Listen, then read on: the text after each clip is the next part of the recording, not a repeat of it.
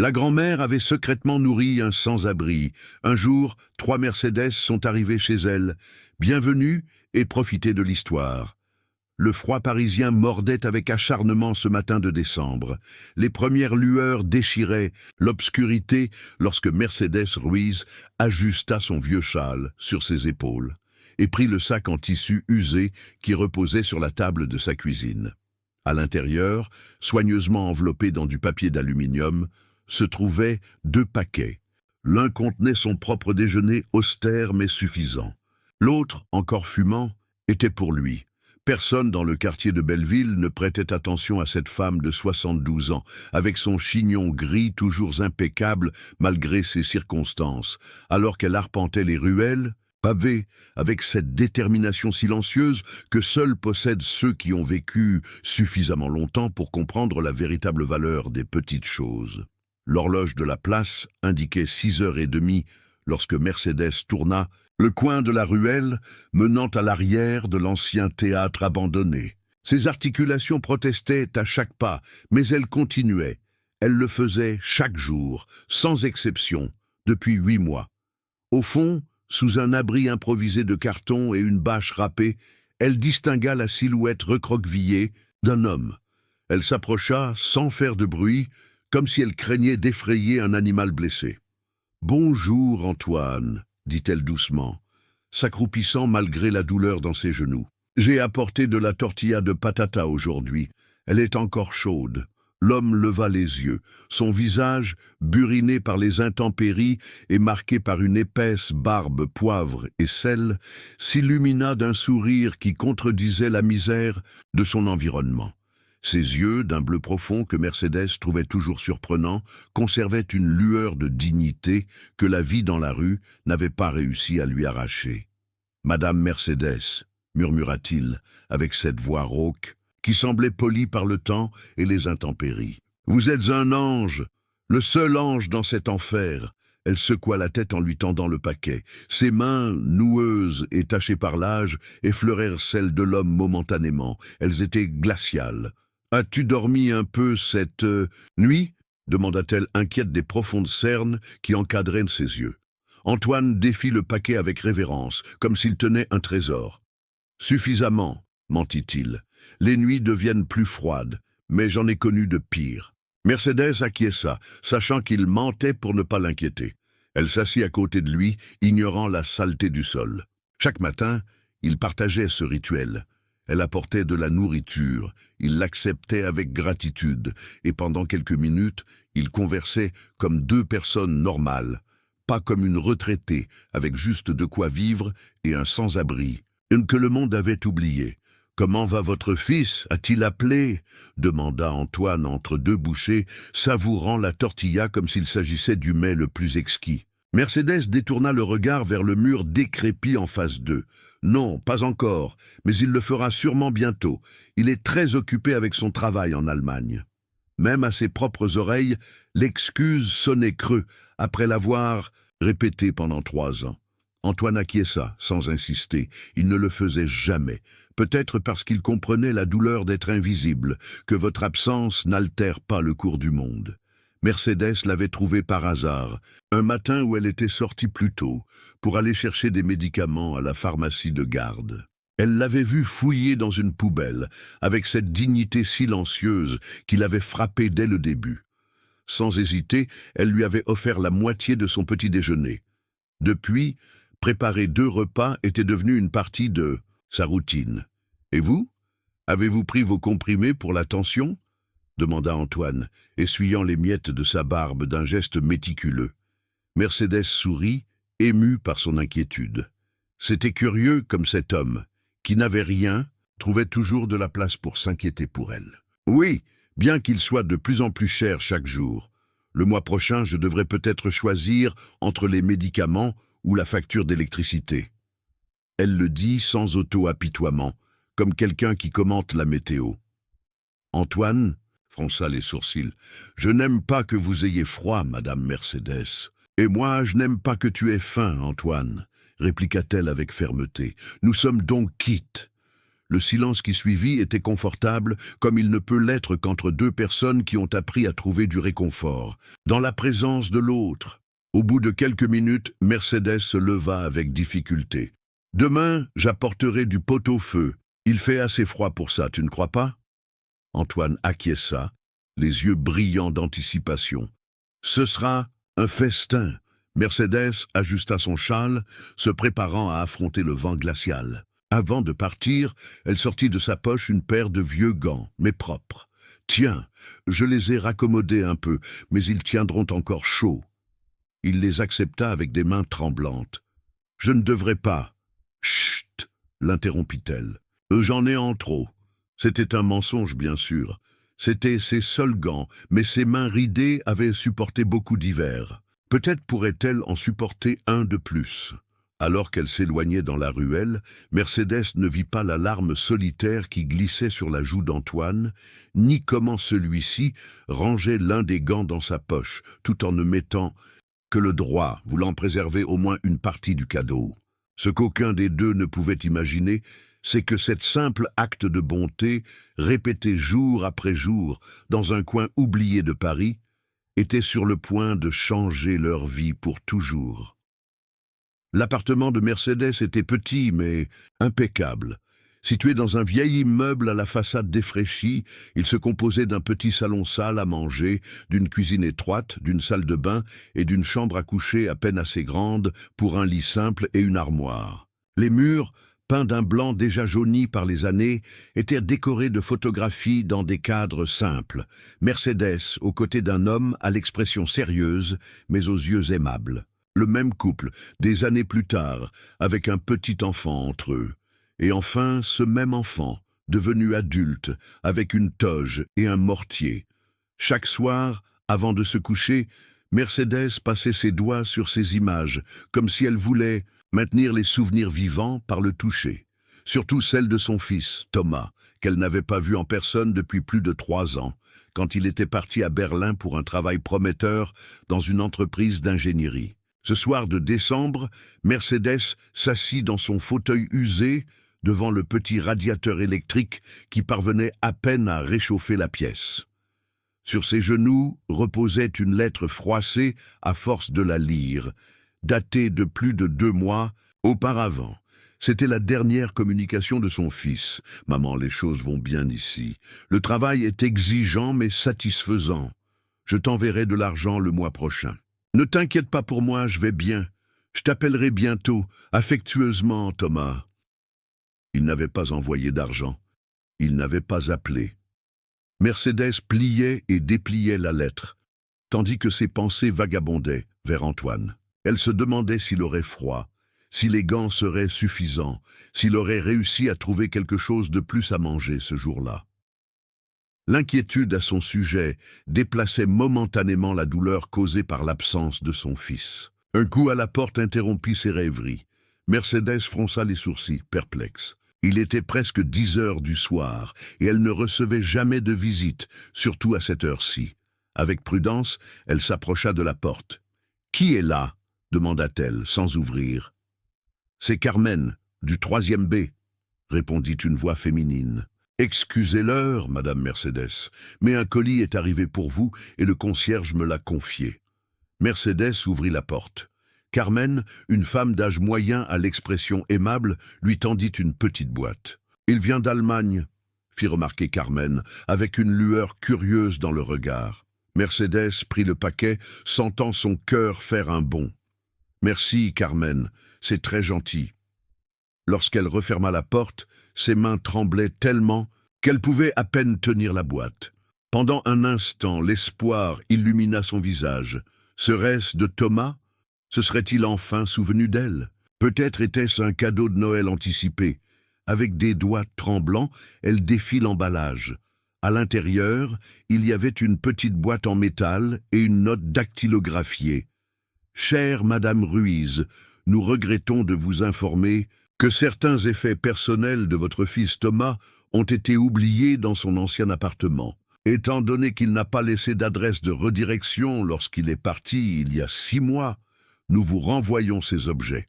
Sincèrement, administration de logement Kreuzberg. Mercedes se laissa tomber dans le fauteuil, la boîte métallique serrée contre sa poitrine. 6 mois? Thomas avait quitté son appartement il y a 6 mois et ne lui avait rien dit. L'air quitta ses poumons comme si elle avait reçu un coup physique. Avec des mains tremblantes, elle ouvrit la boîte. Elle contenait une montre qu'elle avait offerte à Thomas pour sa remise de diplôme, une vieille photographie de famille et un petit carnet d'adresses. Rien de plus. Pas la moindre piste sur l'endroit où pourrait se trouver son fils maintenant, ni sur la raison pour laquelle il avait disparu sans rien lui dire. Cette nuit-là, Mercedes pleura en silence, embrassant la boîte comme si c'était la seule chose qui lui restait de son fils. Car peut-être, se rendit-elle compte avec horreur, c'était vraiment le cas. Le lendemain matin, elle se leva, comme toujours à 5 heures.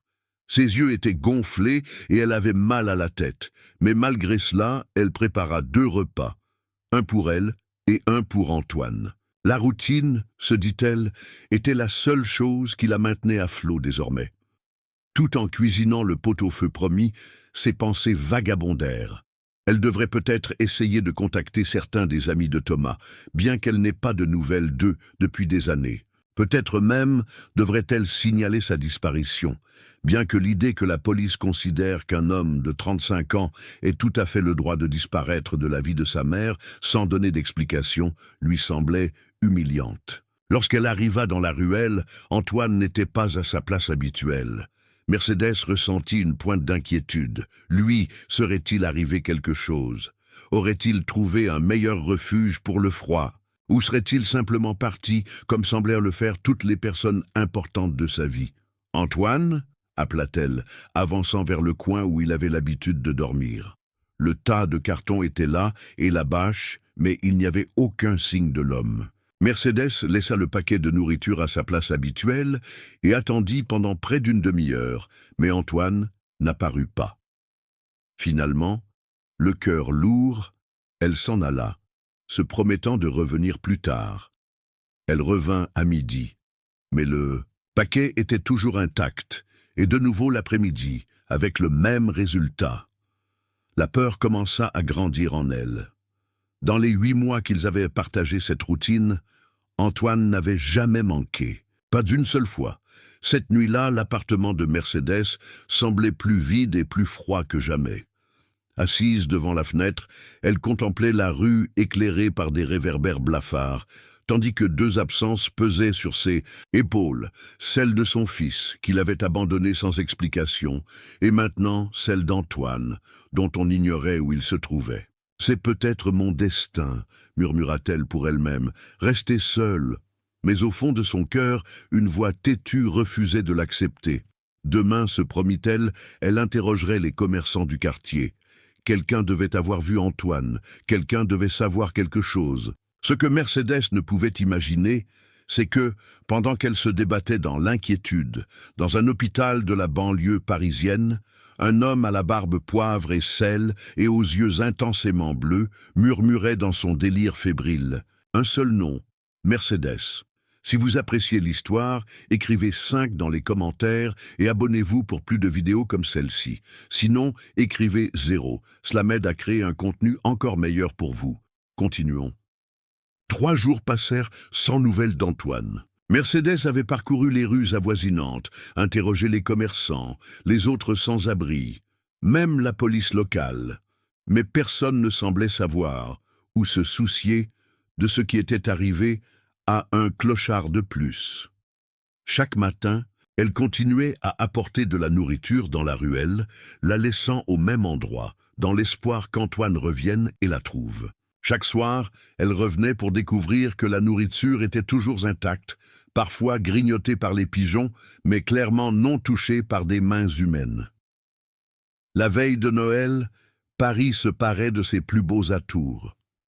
Des lumières multicolores pendaient dans les rues, les vitrines débordaient d'offres alléchantes, et l'odeur de marrons grillés et de chocolat chaud imprégnait l'air. Mais pour Mercedes, la ville n'avait jamais semblé aussi hostile et solitaire. Ce jour-là, elle décida d'apporter à Antoine quelque chose de spécial. un petit nougat fait maison et une nouvelle écharpe qu'elle avait achetée avec ses maigres économies.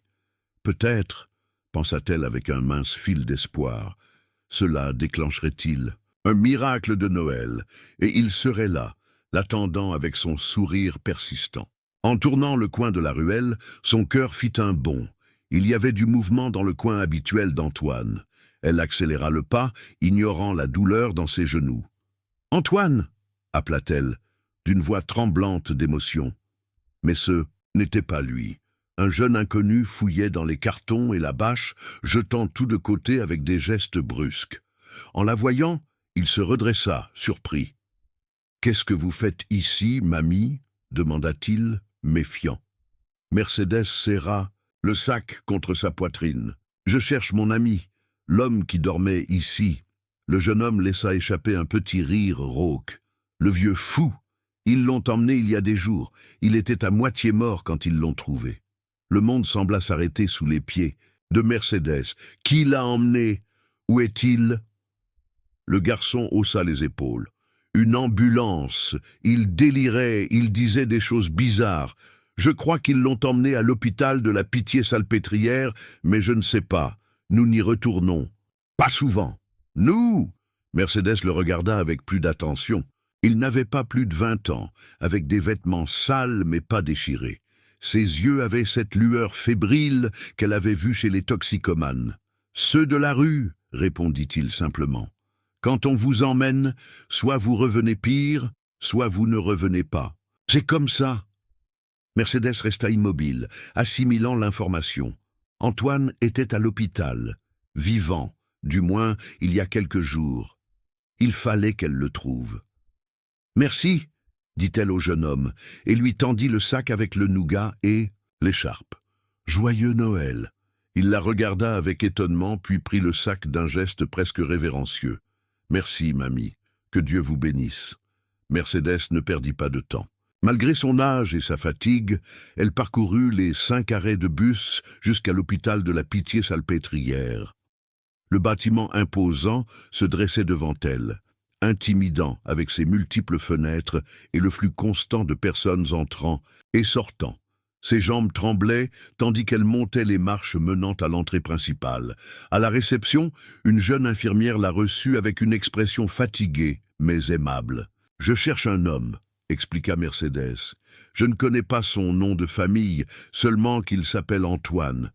On l'a amené il y a quelques jours. Il est sans abri. » L'infirmière la regarda avec compassion. « Désolée, madame, mais sans nom de famille, c'est difficile.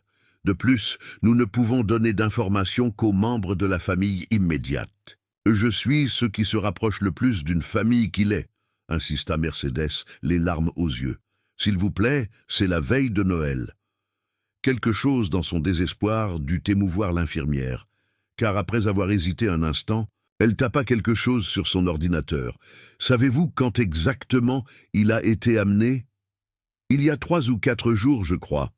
Il a environ 70 ans, une barbe grisonnante, des yeux bleus très intenses. Il vivait dans une ruelle près de l'ancien théâtre du Châtelet. » L'infirmière continua à taper, puis s'arrêta et fronça les sourcils. « Attendez un instant, » dit-elle, et décrocha le téléphone. Elle parla à voix basse, acquiesçant de temps en temps, lançant des regards furtifs à Mercedes. Finalement, elle raccrocha. « Madame, pouvez-vous me dire votre nom ?»« Mercedes Ruiz. » L'infirmière pâlit visiblement. « Suivez-moi, s'il vous plaît. » Déconcertée, Mercedes suivit l'infirmière à travers des couloirs interminables. Elles montèrent dans un ascenseur jusqu'au 4e étage, une zone qui semblait plus calme et mieux équipée que l'entrée principale. « Que se passe-t-il » demanda Mercedes de plus en plus confuse. « Antoine est ici. Va-t-il bien ?» L'infirmière ne répondit pas. Elle s'arrêta devant une porte fermée où un homme en costume conversait avec un médecin. En la voyant arriver, tous deux interrompirent leur conversation. « C'est bien elle ?» demanda l'homme en costume, à voix basse. L'infirmière acquiesça. Elle dit qu'elle s'appelle Mercedes Ruiz. L'homme s'approcha d'elle avec un sourire poli mais prudent. « Madame Ruiz, je m'appelle Javier Montero. je suis avocat. J'aimerais vous parler d'Antoine. Le cœur de Mercedes s'accéléra. Lui est-il arrivé quelque chose? S'il vous plaît, je veux juste le voir. Le médecin s'approcha alors. Madame Ruiz, le patient est stable maintenant, mais son état était critique lorsqu'il est arrivé. Il souffrait d'une pneumonie sévère et de malnutrition. Ce qui nous a surpris, c'est que, dans son délire fébrile, il répétait constamment votre nom. Et ceci, ajouta l'avocat, sortant quelque chose de sa poche. C'était l'un des gants que Mercedes avait donné à Antoine, avec un papier plié à l'intérieur. Dessus, avec une écriture tremblante mais lisible, était écrit « Mercedes Ruiz, rue du Ormeau 23, 2e étage. » « Il a noté mon adresse, » murmura-t-elle, émue. « Il y a autre chose que vous devez savoir, » continua l'avocat avec une expression sérieuse. « L'homme que vous connaissez sous le nom d'Antoine, son vrai nom est Antoine Serrano Vidal. » Mercedes cligna des yeux, confuse. Le nom lui semblait vaguement familier, mais elle ne parvenait pas à le situer. « Et qu'est-ce que cela signifie » demanda-t-elle. « Madame Ruiz, le docteur Antoine Serrano Vidal a été l'un des physiciens théoriciens les plus brillants de France dans les années 80 et 90. Il a disparu il y a près de 10 ans après la mort de sa femme. Sa famille le recherche depuis lors. » Mercedes chancela, sentant le sol bouger sous ses pieds. Le médecin lui approcha rapidement une chaise. Antoine est un scientifique célèbre. L'idée lui paraissait si invraisemblable qu'elle voulait presque rire. « Il l'était », confirma l'avocat, « et sa famille a été prévenue. Ils sont en route depuis Barcelone. » Famille? Mercedes ressentit une piqûre de quelque chose qu'elle ne sut pas identifier. Jalousie? Déception? Il n'a jamais mentionné qu'il avait de famille. « Une fille et 2 petits-enfants », expliqua l'avocat. « Ils ont perdu contact lorsqu'il a subi une crise de nerfs après être devenu veuf. Il a disparu volontairement. Madame Ruiz, mais maintenant, grâce à vous, ils pourront se réunir. » Mercedes assimila l'information lentement. Antoine, son Antoine de la Ruelle, n'était pas un simple sans-abri oublié du monde. C'était un homme brillant qui avait choisi de disparaître, qui avait rejeté sa propre famille, mais qui avait quand même gardé son adresse précieusement. « Puis-je le voir ?» fut la seule chose qu'elle put demander. Le médecin échangea un regard avec l'avocat, qui acquiesça légèrement. « Juste quelques minutes, » prévint le médecin. « Il a besoin de se reposer. » Lorsqu'ils ouvrirent la porte de la chambre, Mercedes retint son souffle. Là, dans un lit d'hôpital, se trouvait Antoine. Sans la barbe épaisse, avec les cheveux coupés et le visage propre, il semblait une autre personne. Mais ses yeux bleus intenses qui l'avaient toujours impressionné, étaient toujours les mêmes. En la voyant, ses yeux s'illuminèrent de reconnaissance et de quelque chose de plus profond. « Mercedes, » murmura-t-il, d'une voix faible mais claire, « je savais que tu me trouverais. » Elle s'approcha du lit, sentant les larmes couler sur ses joues sans pouvoir les retenir. « Tu m'as inquiété, Antoine, » le réprimanda-t-elle doucement, prenant sa main dans les siennes. « Ou devrais-je vous appeler docteur Serrano ?» Une ombre traversa le visage d'Antoine. « Cet homme est mort il y a longtemps. »« Votre famille arrive, » l'informa-t-elle, étudiant sa réaction. Antoine ferma les yeux un instant, comme pour assimiler la nouvelle. « Je suppose que c'était inévitable. »« Pourquoi ne m'as-tu jamais dit qui tu étais ?» demanda Mercedes, ne pouvant plus retenir la question. « Parce qu'avec toi, je pouvais être simplement Antoine, » répondit-il, serrant sa main. « Pas le brillant docteur Serrano que tout le monde attendait pour résoudre des équations impossibles. Pas le veuf brisé qui a déçu sa fille. Juste un homme, affamé, qui appréciait un peu de nourriture chaude et une compagnie sincère. » Mercedes comprit alors quelque chose de fondamental sur l'homme en face d'elle. D'une certaine manière, tous deux avaient fui. Lui, les attentes et la douleur, elle, la solitude et l'abandon. Et dans cette ruelle délabrée, ils avaient trouvé un espace où être simplement eux-mêmes. « Votre famille vous recherche depuis 10 ans, Antoine, » dit-elle avec douceur. « Vous devez beaucoup compter pour eux. » Antoine acquiesça lentement. « Laura, ma fille, Nous nous sommes éloignés après la mort d'Isabelle. Je me suis plongé dans le travail, puis dans la dépression. Un jour, je suis simplement parti. Je pensais qu'il serait mieux sans moi. Personne n'est mieux sans les personnes qu'il aime, répondit Mercédès, pensant inévitablement à son propre fils disparu. Antoine sembla lire dans ses pensées. Avez-vous eu des nouvelles de Thomas? Mercédès secoua la tête, surprise qu'il se souvienne du nom de son fils. Il est parti. Il a quitté son appartement en Allemagne il y a 6 mois. Je ne sais pas où il est maintenant. Antoine fronça les sourcils, pensif. Mais avant qu'il ne puisse dire quoi que ce soit d'autre, la porte s'ouvrit à nouveau. Le médecin passa la tête. Madame Ruiz, la famille du docteur Serrano est arrivée. Mercédès sentit son cœur se serrer. C'était le moment de partir, de rendre Antoine à sa vraie vie, celle à laquelle il appartenait avant de devenir un homme invisible dans une ruelle. « Je dois y aller, dit-elle, lâchant sa main. « Non, répondit Antoine avec une soudaine fermeté. Restez, s'il vous plaît. Je veux que vous rencontriez Laura. Elle aimera rencontrer l'ange qui a nourri son père tous ces mois. » Mercédès hésita, se sentant déplacée, mais la détermination dans les yeux d'Antoine la convainquit. Elle acquiesça, juste au moment où la porte s'ouvrait à nouveau. Une femme d'une 40aine d'années entra précipitamment, les yeux rougis d'avoir pleuré. Derrière elle, 2 adolescents la suivaient avec une expression partagée entre l'étonnement et la crainte. « Papa !» s'exclama la femme, courant vers le lit. Antoine tendit les bras, et pour la première fois depuis que Mercédès le connaissait, elle vit des larmes couler librement sur ses joues. « Laura, ma fille, » murmura-t-il en l'embrassant. « Pardonne-moi. »« S'il te plaît, pardonne-moi. » Mercédès resta à l'écart, se sentant comme une intruse dans ses retrouvailles familiales. Mais alors, Antoine tendit une main vers elle. « Laura, je veux vous présenter quelqu'un de très spécial. Voici Mercédès Ruiz. Elle m'a maintenu en vie, dans tous les sens du terme. » Laura se tourna vers Mercédès, et à la surprise de celle-ci l'embrassa avec force. « Merci, » sanglota la femme à son oreille. « Merci de prendre soin de lui quand nous ne le pouvions pas. » À ce moment-là, alors qu'elle était embrassée par la fille de l'homme qu'elle avait nourri en pensant qu'il n'avait personne au monde, Mercédès sentit quelque chose se recomposer en elle, comme si une pièce manquante d'un puzzle trouvait enfin sa place. Ce qu'aucun d'eux ne pouvait imaginer à ce moment émouvant, c'est que ces retrouvailles n'étaient pas la fin de l'histoire, mais à peine le début d'une série d'événements, un qui changerait leur vie pour toujours. La veille de Noël, à l'hôpital de la Pitié-Salpêtrière, se déroula d'une manière invraisemblable pour Mercédès.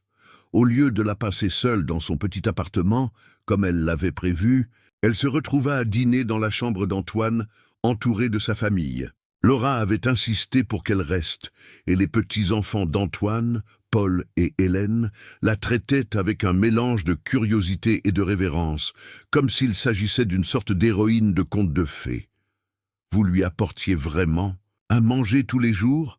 demanda Paul, un adolescent de 15 ans avec les mêmes yeux bleus perçants que son grand-père. Mercédès acquiesça, un peu mal à l'aise avec autant d'attention. Ce n'était rien de spécial. N'importe qui l'aurait fait. « Ce n'est pas vrai, » intervint Antoine depuis le lit où il était redressé. Bien que pâle, son amélioration était notable. Des centaines de personnes sont passées à côté de moi pendant des années, et seule Mercédès s'est arrêtée. Seule elle m'a vu.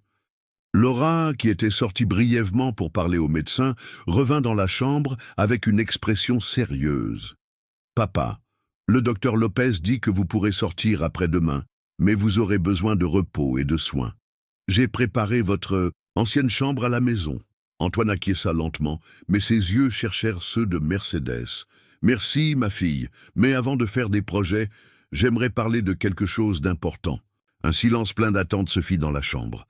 Antoine prit une profonde inspiration avant de continuer. « Pendant 10 ans, j'ai cru qu'en disparaissant, je vous rendrais service à tous. Je pensais que ma douleur vous entraînerait avec moi. Maintenant, je vois à quel point j'avais tort. » Il marqua une pause, prenant la main de sa fille. « Mais dans mon obscurité, Mercédès a été une lumière. Quand tout le monde passait, elle s'est arrêtée. Elle ne m'a pas seulement nourri, elle m'a rendu ma dignité. Laura acquiesça les yeux humides. Ce que je veux dire, continua Antoine, c'est que j'aimerais que Mercedes continue à faire partie de ma vie, de nos vies. Mercedes sentit qu'elle rougissait, déconcertée par cette déclaration. Antoine, votre place est auprès de votre famille, dit-elle doucement. Vous n'avez pas à vous inquiéter pour moi. Ce n'est pas de l'inquiétude, Mercedes, c'est de l'amitié, c'est du respect, c'est quelque chose que je ne peux pas exactement expliquer, continua Antoine. C'est moi, nos conversations dans cette ruelle ont été la seule chose qui m'a maintenu connecté au monde, à mon humanité. Mercedes baissa les yeux, submergée par l'émotion. Elle n'était pas habituée à se sentir importante pour quelqu'un. Ce que je propose, dit Antoine, s'adressant à la fois à Mercedes et à sa famille, c'est que nous ne nous disions pas au revoir comme ça, comme si tout se terminait avec mon retour. Je veux que nous restions en contact. Laura observa son père avec attention, puis regarda Mercedes avec un sourire sincère. Bien sûr. En fait, j'adorerais qu'elle vienne nous rendre visite quand papa sera installé. Nous avons tellement de choses à la remercier. Je n'ai pas besoin de remerciements, interrompit Mercedes avec douceur. Savoir qu'Antoine va bien est suffisant pour moi. Le reste de la soirée se déroula dans une atmosphère chaleureuse et étrangement familière. Paul et Hélène bombardèrent Mercedes de questions sur sa vie, sur la façon dont elle avait rencontré leur grand-père et sur ses propres expériences. Pour la première fois depuis des années, Mercedes sentit qu'on l'écoutait vraiment. Quand vint le moment de partir, après minuit, Laura insista pour commander un taxi pour la raccompagner chez elle. « Ce n'est pas nécessaire, » protesta Mercedes. « Je peux prendre le bus. »« Il n'en est pas question, » trancha Laura. « C'est Noël et il est très tard. De plus, j'aimerais vous accompagner. » Pendant le trajet, les deux femmes gardèrent le silence au début, chacune plongée dans ses propres pensées. Ce fut Laura qui finit par rompre le silence. « Mon père m'a raconté l'histoire de votre fils, » dit-elle avec délicatesse. « Je suis vraiment désolée. » Mercedes se tendit légèrement. « Thomas va bien, seulement occupé. » Laura n'insista pas, respectant sa douleur. Lorsque le taxi s'arrêta devant l'immeuble de Mercedes, Laura sortit une carte de son sac. « Voici mon numéro. S'il vous plaît, appelez-moi n'importe quel jour. J'aimerais que vous veniez nous voir à Barcelone quand papa ira mieux. » Mercedes prit la carte, émue. « Merci, Laura.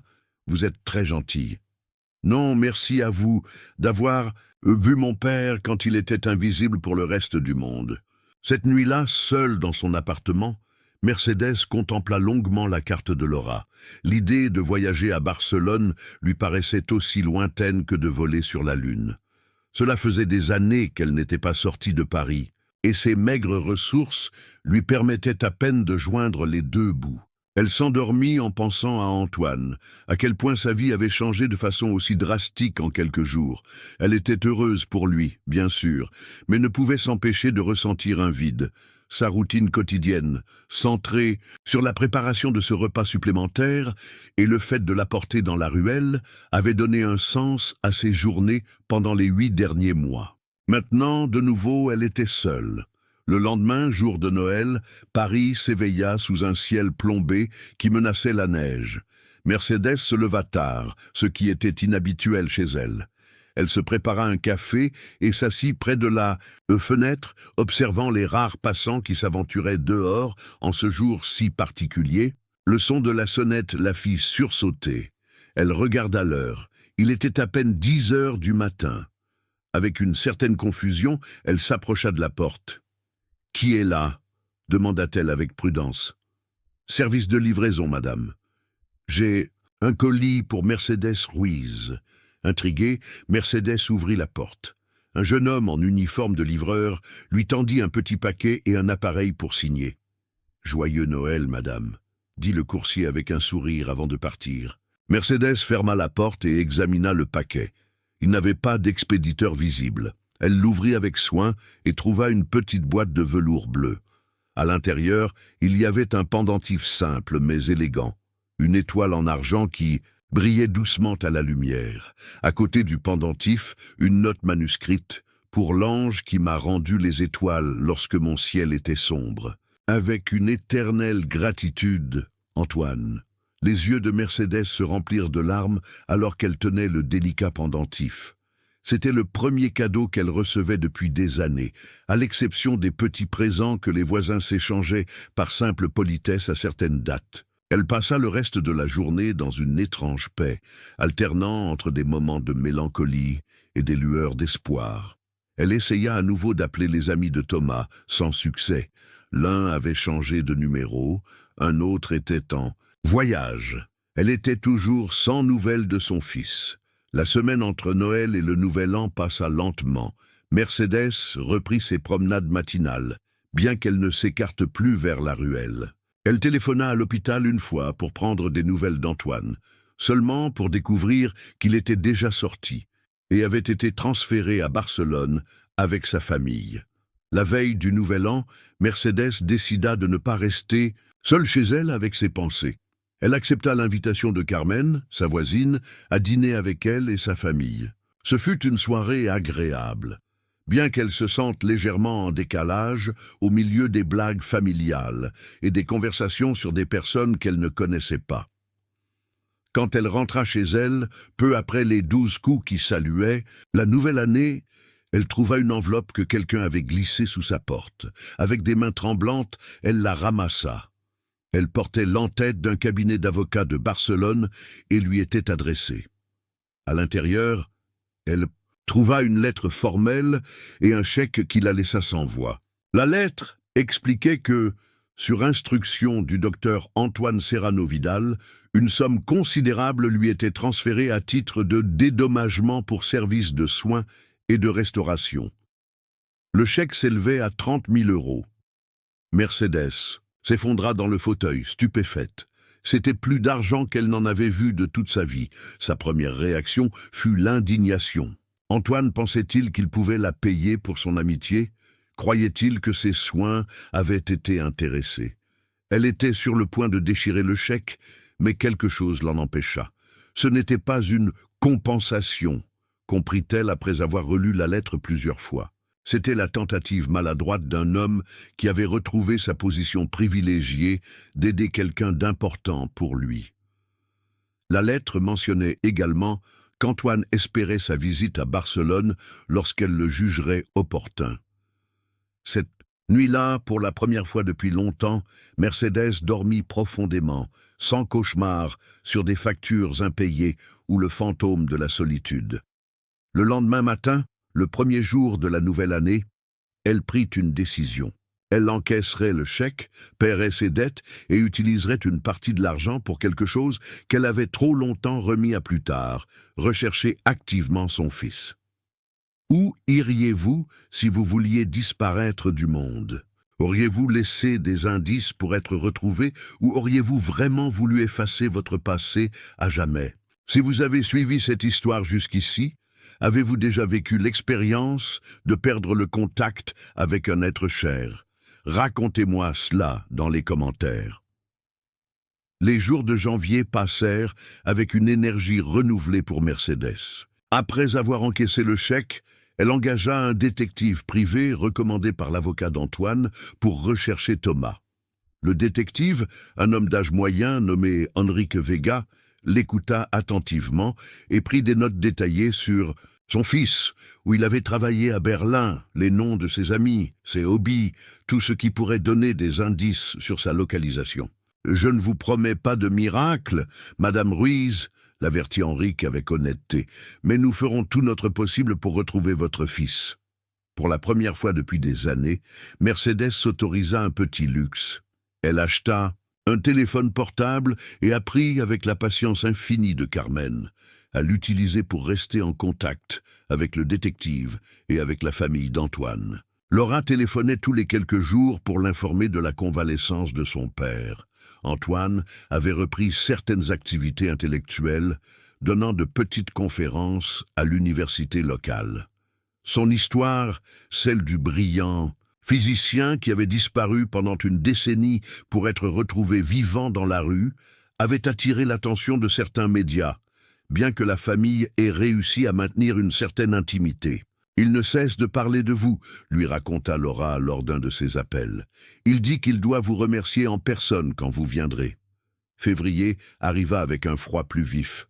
Un matin gris, alors que Mercedes revenait des courses, elle remarqua une voiture noire et élégante garée devant son immeuble. Elle n'y prêta pas plus d'attention jusqu'à ce qu'un homme en costume sorte du véhicule et s'approche d'elle. « Madame Mercedes Ruiz ?» demanda-t-il avec formalité. Mercedes acquiesça méfiante. « Je m'appelle Santiago Mendez, avocat de la famille Serrano. Le docteur Antoine Serrano m'envoie pour vous parler d'une affaire importante. » Déconcertée, Mercedes invita l'avocat à monter dans son appartement. Une fois à l'intérieur, Santiago Mendez sortit des documents de sa mallette. Le docteur Serrano a été invité à donner une conférence spéciale à l'université de la Sorbonne la semaine prochaine. Ce sera sa première apparition publique importante depuis son retour.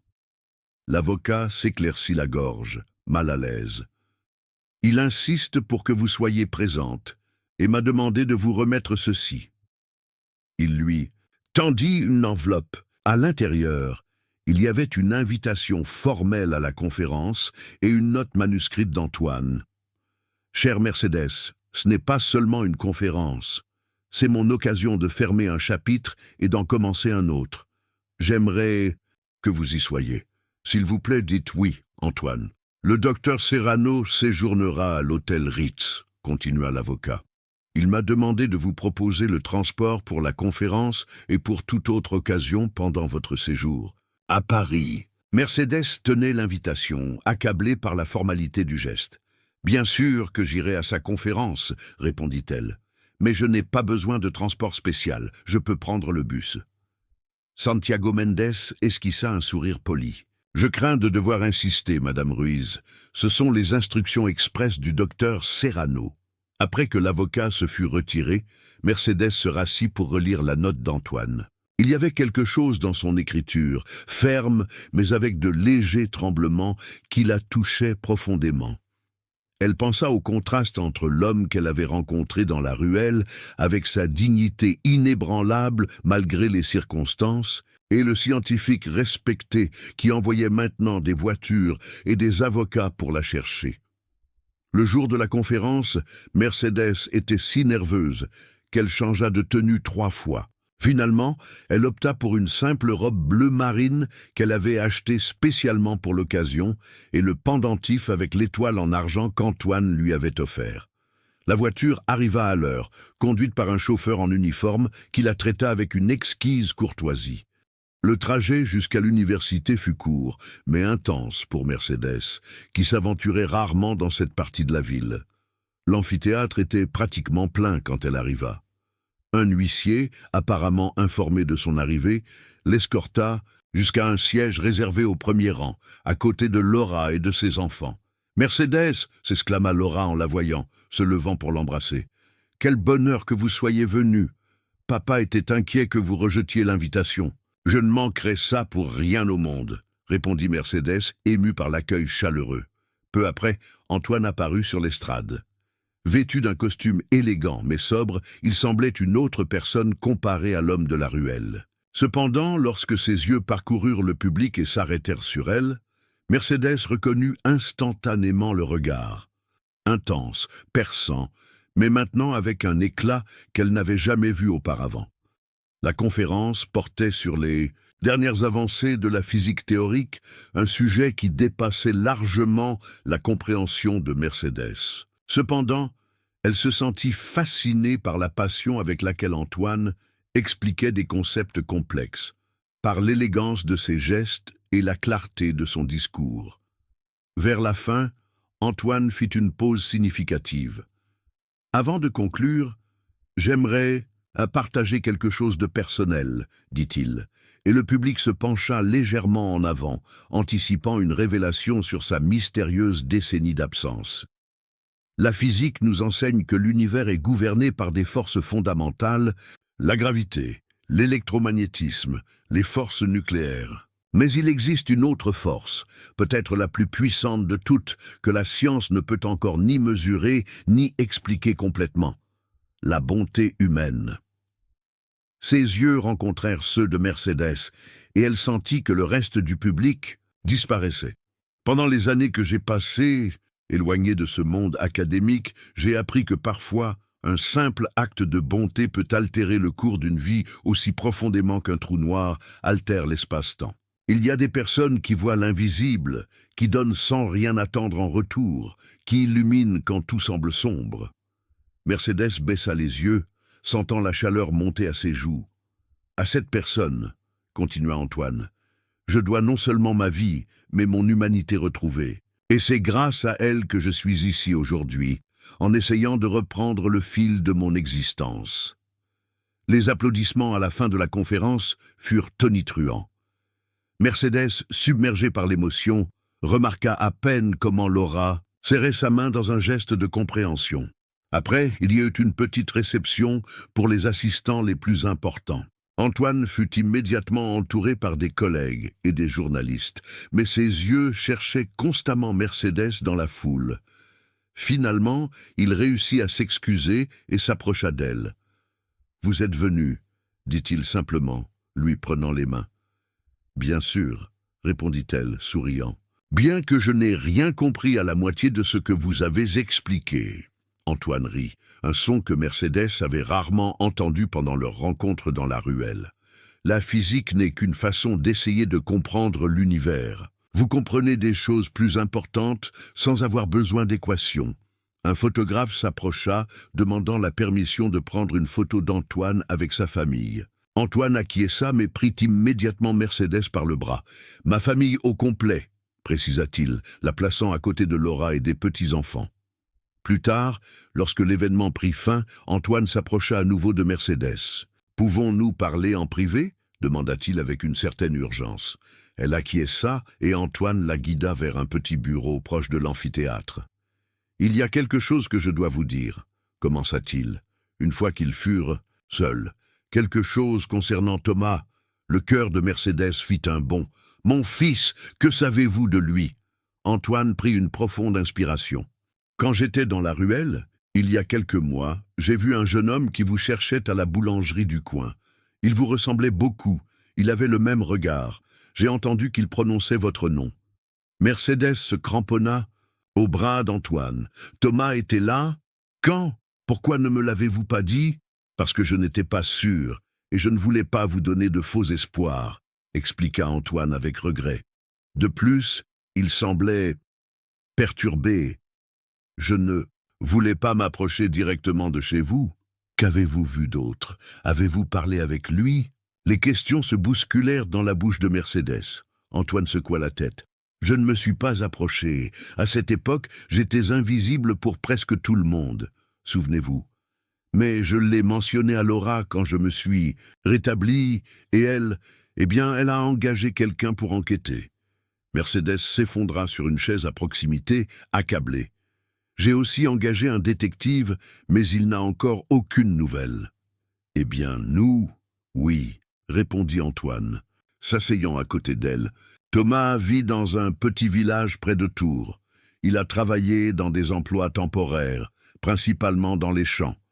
Et Mercedes, il est en traitement pour surmonter une addiction. » L'information frappa Mercedes comme une vague. Son fils, son Thomas, si proche tout ce temps, et souffrant en silence, luttant contre ses démons sans recourir à elle. « Pourquoi n'est-il pas venu me voir ?» murmura-t-elle, plus pour elle-même que pour Antoine. « Je suis sa mère. » Antoine prit sa main dans les siennes. « Parfois, l'orgueil et la honte sont des barrières plus puissantes que la distance physique. Croyez-moi, je le sais très bien. » Mercedes leva les yeux, trouvant de la compréhension dans les yeux d'Antoine. Il avait parcouru un chemin similaire, s'éloignant de ce qu'il aimait par honte ou par un malentendu sens de la protection. « Savez-vous exactement où il est ?» demanda-t-elle finalement. Antoine acquiesça. « Laura a gardé le contact avec les enquêteurs. Si vous le souhaitez, nous pourrions aller le voir. Non pas pour l'affronter, mais pour que vous sachiez qu'il... Oui, va bien, pour que vous puissiez le voir, même de loin. » Mercedes sentit son cœur faire un bond. Retrouver son fils, après tant de temps, l'idée l'effrayait et l'émouvait à parts égales. Feriez-vous ça pour moi? M'accompagneriez-vous? Je ferai bien plus que ça pour vous, Mercedes, répondit Antoine, avec une intensité qui la surprit. Vous m'avez vu quand j'étais invisible. Maintenant, laissez-moi vous aider à retrouver ce que vous avez perdu. Cette nuit-là, Mercedes eut à peine le temps de dormir. Son esprit était rempli de pensées sur Thomas, imaginant comment il serait maintenant, ce qu'elle lui dirait s'il était en face d'elle. La rejetterait-il? Serait-il honteux? La blâmerait-il pour quelque chose? Le lendemain matin, la voiture d'Antoine vint la chercher tôt. Il l'attendait à l'intérieur en compagnie de Laura. « J'espère que ça ne vous dérange pas que je vienne, » dit Laura avec un sourire chaleureux. « J'ai pensé que vous pourriez avoir besoin d'un soutien féminin. » Mercedes, touchée par le geste, secoua la tête. « Au contraire, je vous en remercie. » Le voyage jusqu'au petit village de Sainte-Croix-en-Touraine, en Indre-et-Loire, dura un peu plus d'1 heure. Pendant le trajet, Laura expliqua ce qu'il savait. Thomas travaillait comme ouvrier dans une cave coopérative locale. Il vivait dans une chambre louée et assistait régulièrement à des réunions de soutien pour les toxicomanes en voie de guérison. Il était sobre depuis 6 mois. « Pensez-vous que je devrais l'approcher directement ?» demanda Mercedes, incertaine. « Je ne veux pas le forcer ni l'effrayer. » Antoine et Laura échangèrent un regard. « Je pense que oui, » répondit Antoine doucement. « Mais la décision finale vous appartient. Nous pouvons simplement observer de loin, si vous préférez. » Lorsqu'ils arrivèrent au village, Mercedes sentit son cœur s'accélérer. C'était un endroit petit et pittoresque, avec à peine 2000 habitants. La cave coopérative où travaillait Thomas se trouvait à la périphérie. Un bâtiment en pierre d'aspect traditionnel entouré de vignes. La voiture s'arrêta à une certaine distance. Antoine montra un groupe de travailleurs qui sortaient du bâtiment principal. « C'est lui, dit-il à voix basse, celui avec la chemise bleue. » Mercedes retint son souffle. Là était son fils, à moins de 100 mètres de distance. Plus maigre que dans ses souvenirs, avec les cheveux plus longs et quelques cheveux blancs. Prématuré, mais indubitablement lui. Il marchait la tête légèrement baissée, en silence, tandis que ses collègues bavardaient joyeusement. « Thomas !» murmura-t-elle, et avant qu'elle ne puisse réfléchir, elle ouvrit la portière de la voiture et sortit. « Mercedes !» s'exclama Antoine, surpris. Mais elle avançait déjà vers son fils, d'abord avec des pas hésitants, puis plus décidés. Lorsqu'elle fut à une 20aine de mètres, Thomas leva les yeux, alerté peut-être par un instinct. Ses yeux s'écarquillèrent d'étonnement et de reconnaissance. « Maman ?» Sa voix sonnait incrédule. Mercedes s'arrêta, incapable de faire un pas de plus, soudainement paralysée par la peur du rejet. Mais alors, à sa grande surprise, Thomas courut vers elle et l'enveloppa dans une étreinte si forte qu'elle la souleva presque du sol. « Maman, maman !» répétait-il comme un petit enfant. « Je suis tellement désolé, je suis tellement désolé. » Mercedes éclata en sanglots, caressant le visage de son fils entre ses mains. « Tu es là, tu vas bien, c'est la seule chose qui compte. » Depuis la voiture, Antoine et Laura observaient la scène les yeux humides. À ce moment-là, quelque chose se referma dans un cercle parfait. La femme qui avait vu un homme invisible quand tous les autres passaient, retrouvait enfin ce qu'elle avait elle-même perdu.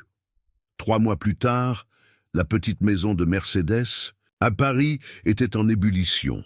La table de la salle à manger, habituellement vide à l'exception de son assiette solitaire, était maintenant entourée de monde. Thomas, qui était retourné vivre avec elle, tout en suivant un cours d'œnologie, bavardait joyeusement avec Paul et Hélène, les petits-enfants d'Antoine. Laura et son mari aidaient à servir la paella que Mercedes avait préparée. Et Antoine, vêtu simplement mais infiniment plus sain que lorsqu'elle l'avait rencontré, l'observait depuis la cuisine avec un sourire tranquille. « Qui aurait imaginé cela il y a 1 an ?» murmura Antoine, s'approchant pour l'aider avec la vaisselle. Mercedes secoua la tête, toujours émerveillée par le tournant qu'avait pris sa vie. « Parfois, j'ai l'impression de rêver. Si c'est un rêve, j'espère qu'aucun de nous ne se réveillera, » répondit-il, effleurant sa main légèrement. La relation entre eux avait évolué de manière naturelle, sans hâte, mais sans pause. Antoine partageait son temps entre Barcelone, où il collaborait occasionnellement avec l'université, et Paris, où il passait de plus en plus de jours. Il n'avait pas donné de nom à ce qui grandissait entre eux, mais il n'en avait pas besoin non plus. « J'ai réfléchi », dit Antoine, alors qu'il posait les desserts sur la table, à acheter une maison en banlieue. Quelque chose avec un grand jardin où Paul et Hélène pourront venir le week-end, avec suffisamment de place pour tout le monde. Mercedes le regarda, comprenant parfaitement ce qu'il proposait. Tout le monde. Vous, moi, Thomas, s'il le souhaite, Laura et les enfants quand ils viendront en visite. Antoine sembla soudainement nerveux comme un adolescent. Seulement si vous le voulez bien, bien sûr. Avant que Mercedes ne puisse répondre, Thomas apparut dans la cuisine. « Maman, vous avez besoin d'aide ?» Antoine. « Paul dit que vous lui avez promis d'expliquer cette théorie sur les trous de verre. » Antoine acquiesça, lançant un dernier regard, et complit sa Mercedes avant de se diriger vers la salle à manger. Thomas resta, observant sa mère avec attention. « C'est un homme bien, » dit-il finalement. Mercedes acquiesça, rougissant légèrement. « Il l'est, et il vous regarde comme si vous étiez l'étoile la plus brillante de l'univers, » ajouta Thomas avec un sourire. « Je suis heureux pour vous, maman.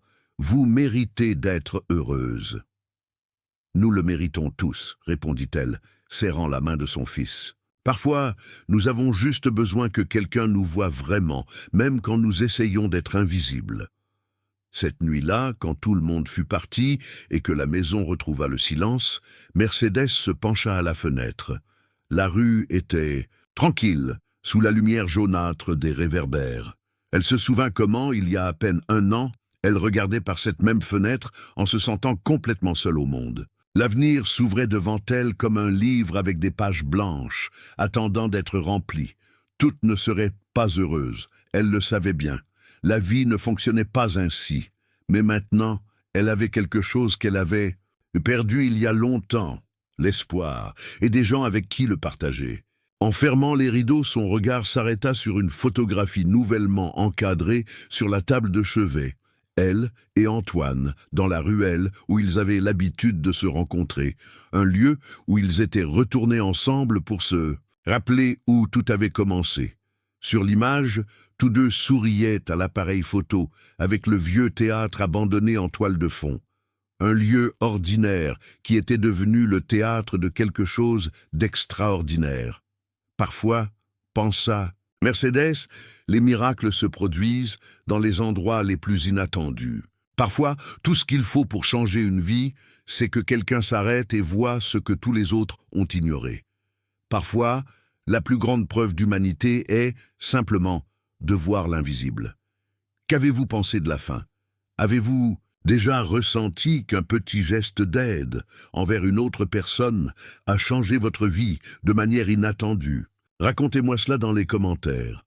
Les années passent rapidement lorsque la vie est remplie de buts et de connexions significatives.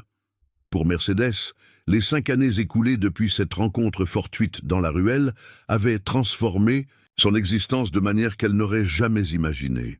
La maison en banlieue qu'Antoine avait mentionnée était devenue une réalité.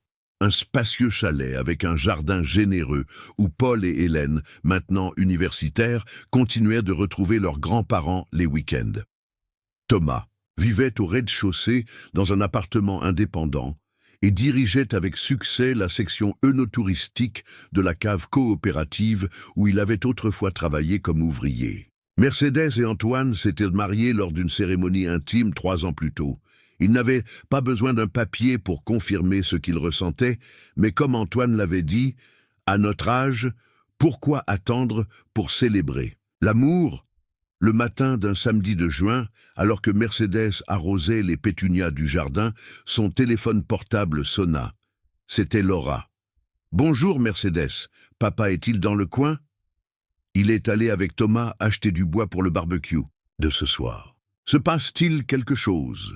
Laura marqua une pause avant de répondre. La lettre est arrivée, celle de l'Académie suédoise. Mercedes retint son souffle.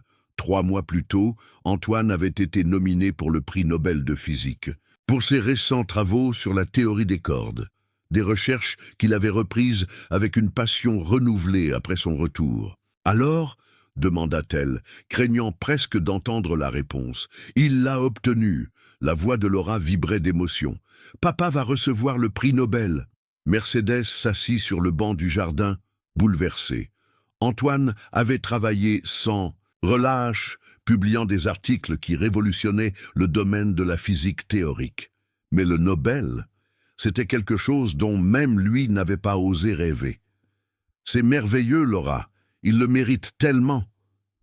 Le comité a spécifiquement souligné comment son expérience de vie a enrichi sa compréhension théorique, continua Laura. Ils disent que son travail montre une profondeur humaine peu commune dans le domaine. Lorsqu'Antoine revint et reçut la nouvelle, sa première réaction fut l'incrédulité, suivie d'un rire nerveux. Puis, à la surprise de tous, il s'assit et pleura silencieusement pendant plusieurs minutes. « Ce n'est pas seulement le mien !» dit-il finalement, essuyant ses larmes alors qu'il regardait Mercedes. « C'est celui de tous les invisibles qui sont encore là-bas, attendant que quelqu'un les voie. » Cet après-midi-là, alors que la famille célébrait dans le jardin, Antoine prit Mercedes à part. « Je veux créer une fondation, » annonça-t-il, avec l'argent du prix. « Pour les sans-abri, en particulier ceux qui ont des problèmes de santé mentale, les personnes qui, comme moi, se sont perdues. » Mercedes acquiesça, comprenant parfaitement. « C'est une merveilleuse idée. Et je veux que vous la dirigiez, » ajouta Antoine. « Personne mieux que vous ne comprend ce que signifie voir les personnes que tous les autres ignorent. » Dans les mois qui suivirent, alors qu'ils se préparaient pour la cérémonie à Stockholm, l'idée de la fondation prit forme. Ils l'appelèrent « Fondation Étoile », en l'honneur du pendentif qu'Antoine avait offert à Mercedes ce premier Noël. Le jour de la cérémonie, Mercedes observait depuis le premier rang tandis qu'Antoine, élégant en habit, recevait le médaillon des mains du roi de Suède. Son discours, bref mais émouvant, toucha l'audience. Ce prix récompense une théorie sur les cordes vibrantes qui pourrait expliquer la structure fondamentale de notre univers. Mais il y a une vibration plus essentielle que toute équation, celle de la compassion humaine. Il y a 6 ans, j'étais un homme invisible, dormant dans une ruelle, perdu pour le monde et pour moi-même.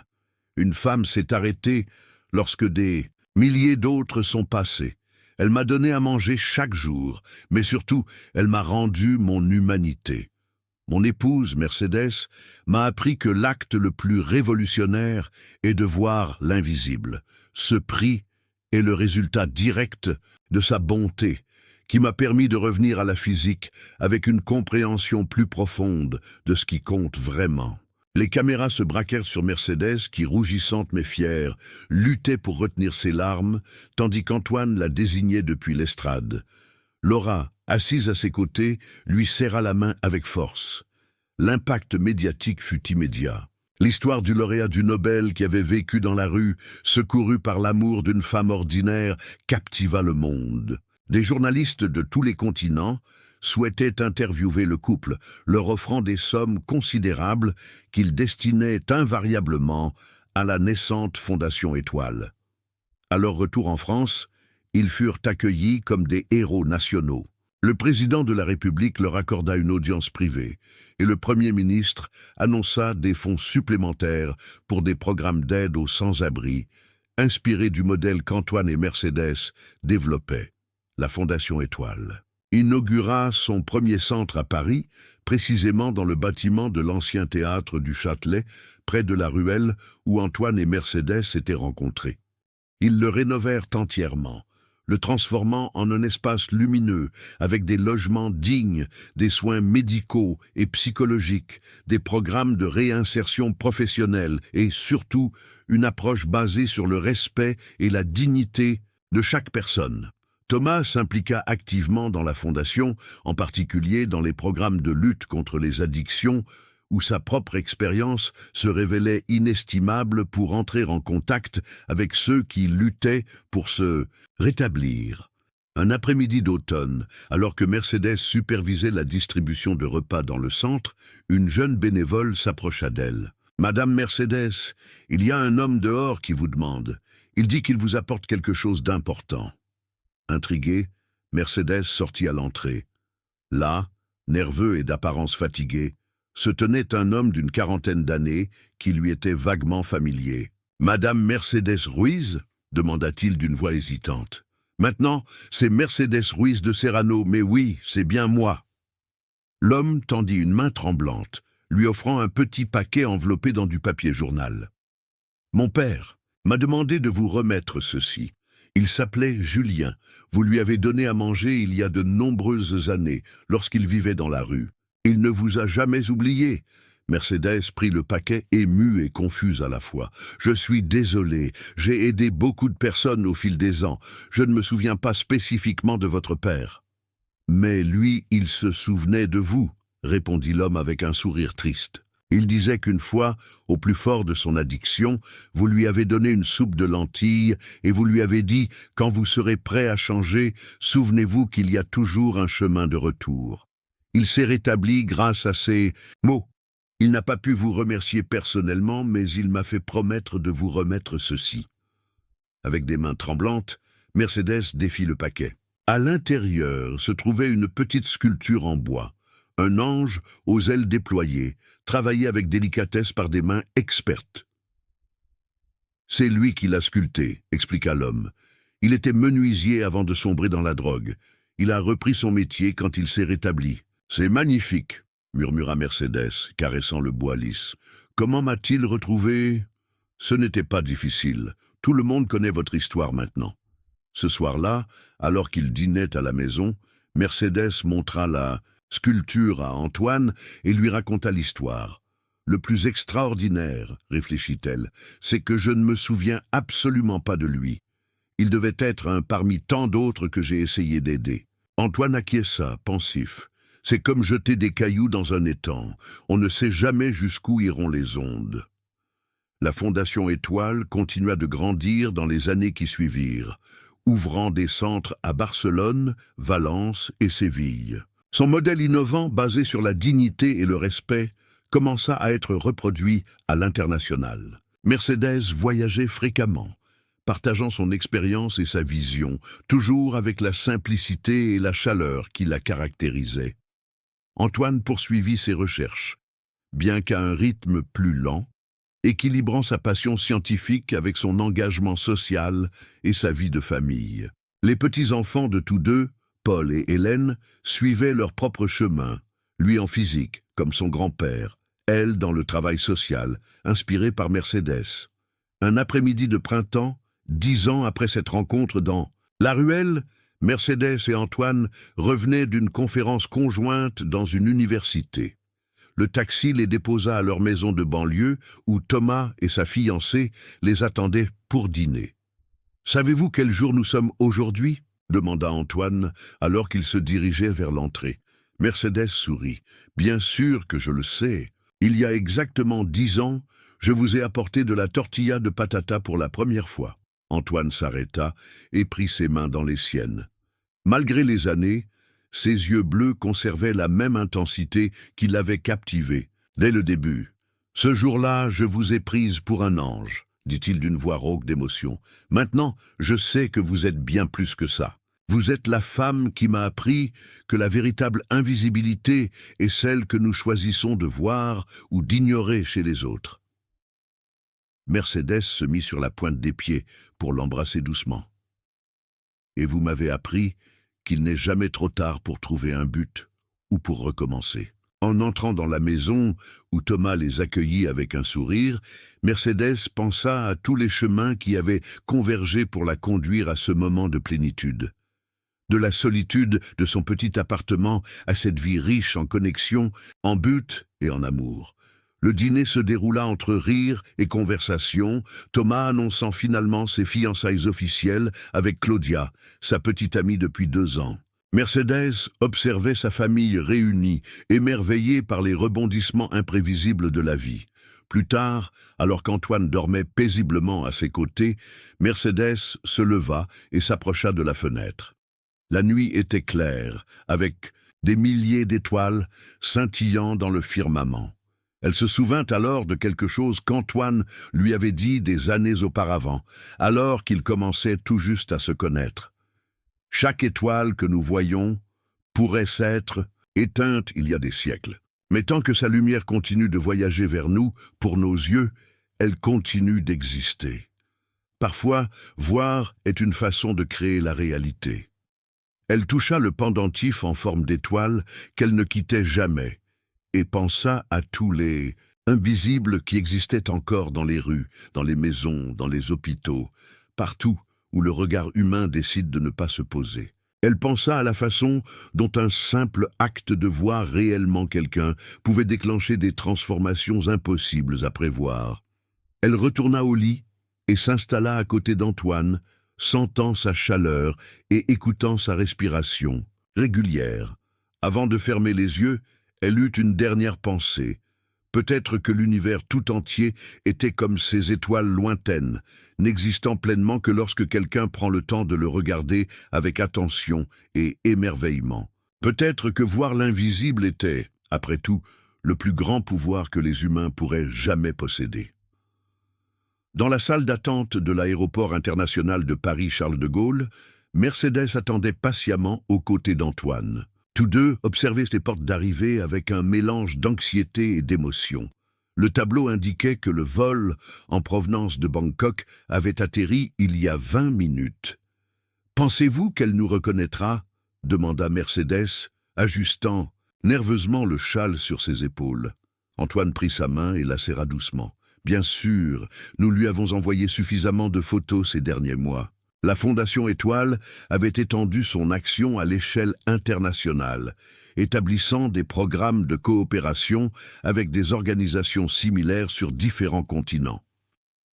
Une de ces alliances, particulièrement significative, était avec un centre d'accueil en Thaïlande qui travaillait avec des enfants abandonnés. Lors d'une visite à Bangkok l'année précédente, Mercedes avait rencontré Min, une petite fille de 6 ans dont l'histoire l'avait profondément émue.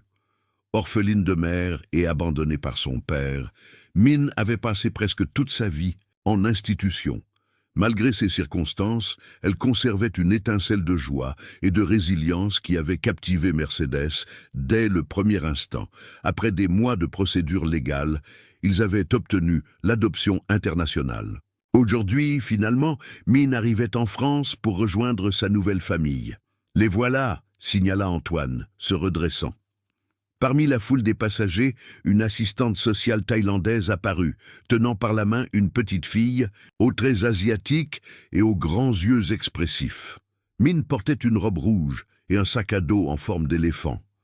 Lorsqu'elle vit Mercedes et Antoine, un sourire illumina son visage. « Grand-mère, grand-père !» s'exclama-t-elle dans un espagnol encore hésitant qu'elle avait appris par visioconférence pendant des mois. Mercedes s'agenouilla, ouvrant ses bras, et Min courut vers elle, se fondant dans une étreinte qui semblait contenir tout l'amour du monde. Antoine les rejoignit, enveloppant toutes les deux de ses longs bras. « Bienvenue à la maison, Min !» murmura Mercedes, les larmes de bonheur coulant sur ses joues. La vie avait des manières surprenantes de boucler les cercles. La femme qui s'était autrefois sentie complètement seule, qui avait temporairement perdu son unique fils, élargissait maintenant sa famille, pour y inclure une petite fille qui avait besoin de ce qu'elle avait en abondance, de l'amour à donner. Sur le chemin du retour, Min observait émerveillé le paysage à travers la fenêtre de la voiture, signalant avec enthousiasme chaque chose qui attirait son attention. Mercedes répondait patiemment à ses innombrables questions, tandis qu'Antoine conduisait avec un sourire permanent sur le visage. « Est-ce que tout le monde vivra avec moi ?» demanda Min. « Thomas et Claudia et le bébé et Paul et Hélène aussi ?»« Pas tous en même temps, chérie, » répondit Mercedes en riant. « Mais ils nous rendront souvent visite, surtout parce qu'ils sont tous très impatients de te rencontrer. » Dans les mois précédents, toute la famille élargie s'était impliquée. Dans les préparatifs de l'arrivée de Min, Thomas et Claudia, maintenant parents d'un bébé de 6 mois, avaient aidé à décorer la chambre d'enfants. Paul et Hélène, les petits-enfants d'Antoine, avaient envoyé des jouets et des livres. Même Laura, depuis Barcelone, avait voyagé plusieurs fois pour aider aux préparatifs. Quand ils arrivèrent à la maison, une pancarte multicolore avec le mot « Bienvenue » en espagnol et en thaï, était accroché à l'entrée. À l'intérieur, à la surprise de Mercedes, tout le monde était réuni, Thomas et Claudia avec le petit Matteo, Laura et son mari, Paul et Hélène, et même quelques membres de l'équipe de la Fondation Étoile. « Surprise !» s'exclamèrent-ils à l'unisson lorsqu'ils entrèrent. Mine, momentanément intimidée par tant de nouveaux visages, se cramponna à la main de Mercedes. Mais bientôt, la chaleur et l'enthousiasme de tous l'aidèrent à se détendre. Lorsque l'après-midi arriva, elle courait et jouait avec Paul comme si elle le connaissait depuis toujours. Ce soir-là, après que tout le monde se fut retiré et que Mine se fut finalement endormie, épuisée par les émotions de la journée, Mercedes et Antoine s'assirent sur le porche, contemplant le ciel étoilé. « Qui l'aurait imaginé ?» réfléchit Mercedes. « Vous et moi, à notre âge, entamant une nouvelle étape en tant que parents adoptifs. » Antoine sourit, lui prenant la main. « La vie ne cesse jamais de nous surprendre, n'est-ce pas? Surtout quand on ose voir au-delà de l'évidence. » Mercedes pensa au long chemin parcouru, à toutes les vies entrelacées, aux invisibles qui avaient trouvé leur place dans le monde grâce à un simple acte initial de bonté. « Vous savez, dit-elle, posant sa tête sur l'épaule d'Antoine, parfois je repense à ce premier jour, lorsque je vous ai apporté de la tortilla dans la ruelle, si j'étais passé sans m'arrêter comme tous les autres. Mais vous ne l'avez pas fait ?» l'interrompit Antoine doucement. « Et c'est la différence qui transforme le monde, un acte de bonté à la fois. » De la chambre d'enfant, un petit sanglot parvint à leurs oreilles. Mine, probablement désorientée de se réveiller, dans un lieu inconnu. Mercedes se leva immédiatement. « J'y vais, dit-elle. Vous reposez-vous. »« Non, répondit-elle avec un sourire. Nous y allons tous les deux, ensemble, comme toujours. » Alors qu'ils se dirigeaient vers leur nouvelle fille pour la consoler, Mercedes pensa à combien le monde avait changé depuis ce jour dans la ruelle.